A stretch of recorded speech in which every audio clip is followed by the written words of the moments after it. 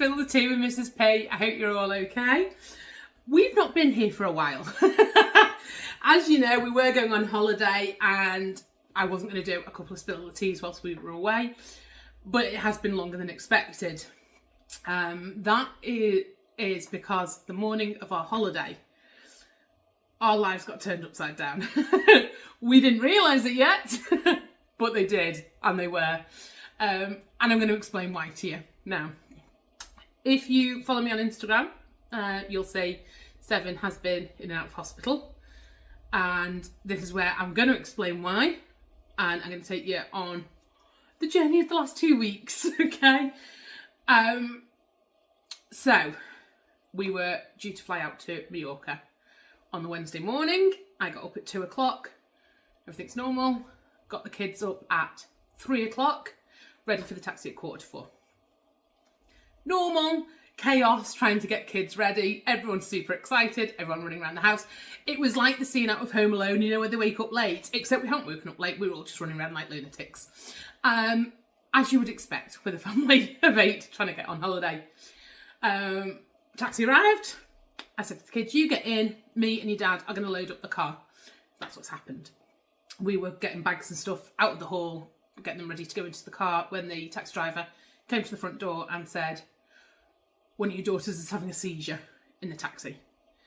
And I kind of went, ugh, they're dicking around. Don't need this right now. So I went out prepared to give someone a bit of a bollocking for dicking around. When I got to the taxi, it was a sight that I will never forget. Never. And it was all the kids crying. Seven slumped to her side, convulsing, massively drooling out of her mouth. Her eyes were white, rolled to the back of her head, and she was making a very, very unusual sound. Very unusual, which I'll come back to. So we got, Mr. P came out.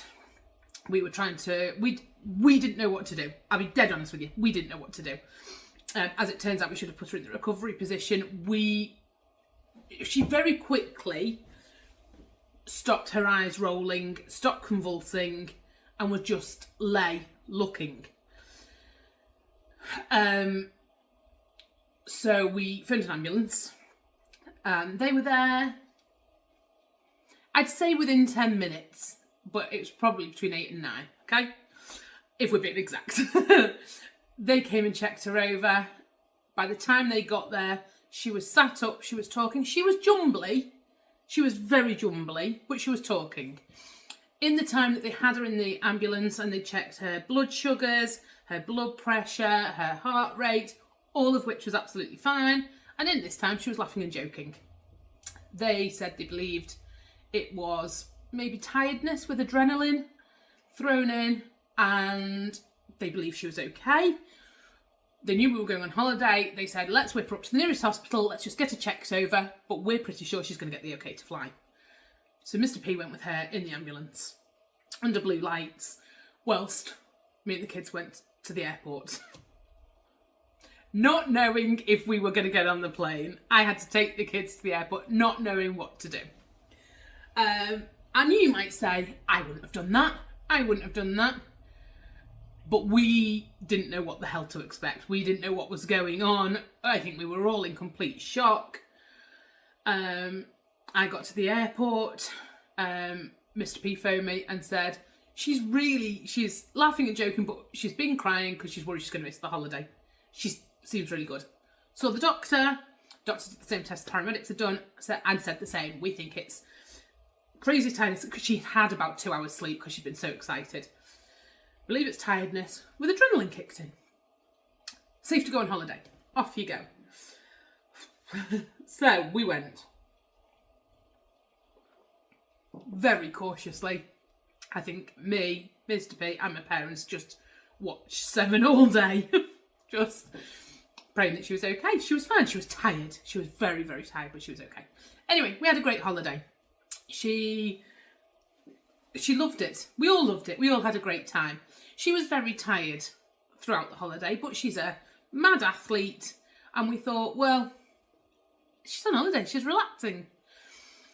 And then the morning that we were coming home, I woke up, Seven was in the room with me, and her eyes were fixed, like she wasn't there staring at me, and she was making the same noise that she did the day that she had the first seizure. So I went over and sat with her, put her in sensible position, recovery position, stroked her hair, and within 30 seconds to a minute, she came back and was talking, came round and wasn't jumbled. She was okay. So we came home. Since we've been home, she's had numerous seizures.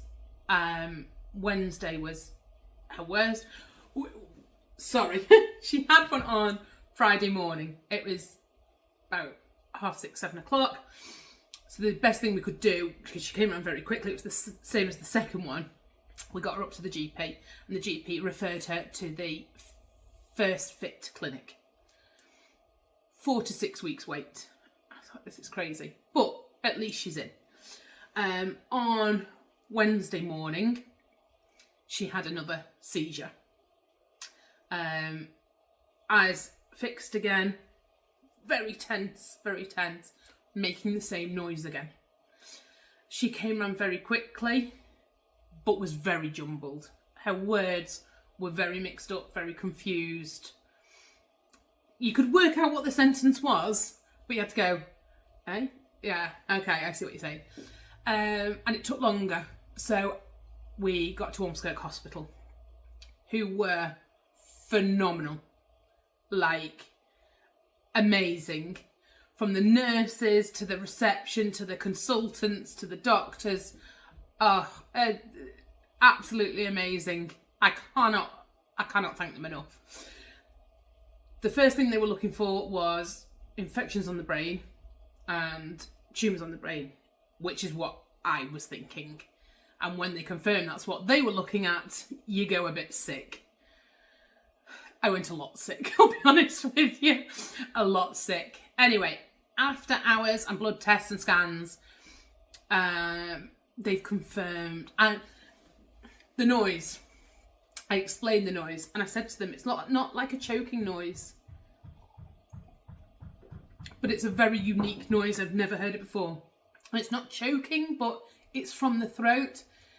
And the consultant said it's a noise that most people make when they're having an epileptic seizure. So she was diagnosed with epilepsy on Wednesday. She's not been well since. She had another seizure last night, and we've been referred to Alder Hey Epilepsy team, and we will see them within the next 2 weeks. So our lives have changed monumentally. Seven is an absolute hero. She really is. She just wants to get back to all her clubs, which I've not let her go at until we knew what was going on. But she's been given the okay to go back to gymnastics. She's been given the okay to go back to dance. She can't do a hoop, which she loved. She's been told not to go swimming, and rock climbing's out. But she can go back. So she's back to gymnastics tonight, which she's very excited about. So it's been a roller coaster for us. It's been horrific for her siblings. I mean, even the boys who, Seven does my head in. They've been scared. They've been worried. So I think a big part of me on Wednesday was so relieved to get a diagnosis that wasn't a brain tumour and wasn't an infection on the brain. But then the realisation hits you that epilepsy is the better outcome. And I don't know a lot about epilepsy. This is a whole new world to me. This is a whole new journey we're going down. Mr. P hates it when it's called a journey, but it is a journey. And I don't know where I'm going, which is pretty much like my car journeys anyway. So I wanted to share it with you because obviously our lives have changed a lot, and we are going to be going down this whole new route, this whole new world with Seven, and I want to share it with you, and I want to do that for a number of reasons. I want to be able to help any other parents that are in the same situation, whether it's now or whether it's something that happens to them and that you can look back on my videos and go, oh my God, I felt like that. The other thing is, I don't know what I'm doing. So if there's any people with epilepsy out there, or epilepsy parents that want to give me a message and any hints and tips, feel free, because this is a whole new, very, very scary world. I'm not going to change Spill the Tea with Mrs. P to telling you about Seven's journey, because that's not what you came here for in the first place. But I am going to keep you updated on it. I'm going to tell you what's going on. I will share a lot on my Instagram and on my TikTok as well. But I just wanted you to know, because I've been missing for a bit now, and this is why. It's been a roller coaster, but we're getting through it together. We're so lucky. Me and Mr. P are so lucky, because we support each other and we're there for each other with everything. Like, we are it's proper teamwork, and I love that about us. And our kids are just, I know I'm going to blow my own trumpet here. My kids are frigging awesome, and they've been really looking after Seven and looking after each other and looking after, like, Ace has needed a lot of hugs because it scares him when she has a seizure. But we're getting there. We're going to get there. So there you go. That's our story to date.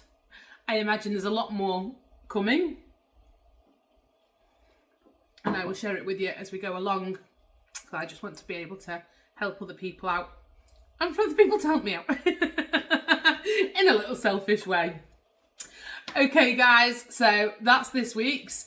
Hopefully on Monday I'm going to come up with something really upbeat and we can all have a bit of a giggle. I just wanted to let you know where we're up to and what's going on with us. All right, guys, you have a cracking weekend, and I will check in next week. Take care. Bye.